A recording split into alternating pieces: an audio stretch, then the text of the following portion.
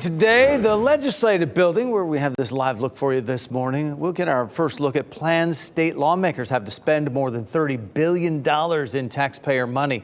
WRAL's Laura Levine is live outside the legislative building this morning, where Republican leaders in the state Senate plan to roll out those plans today for folks. Laura, good morning.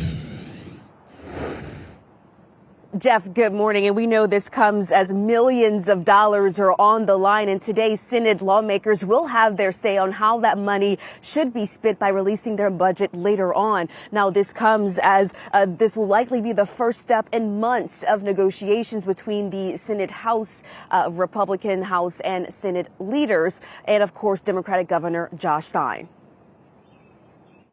The Senate plan will be more modest than Stein recommended. That may mean smaller proposed raises for teachers and state employees. The current state budget is $31.7 billion. GOP lawmakers propose bringing that up to $32.6 billion in the coming year and $33.3 billion by 2026-2027.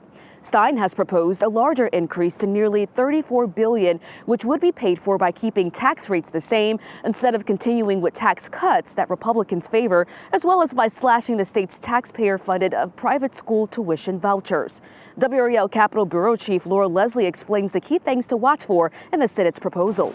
Governor Josh Stein had proposed a 9% raise for teachers and a small raise for state employees. So we're waiting to see what the Senate's going to propose for each of those groups of people. We're also waiting to see whether scheduled tax cuts are going to be allowed to go into effect next year. So Senate Leader Phil Berger said that he expects this bill to move quickly this week, passing the Senate by the end of the week, and then it'll be the House's turn to approve its version of the bill. Laura Levine, WRAL News, live in Raleigh.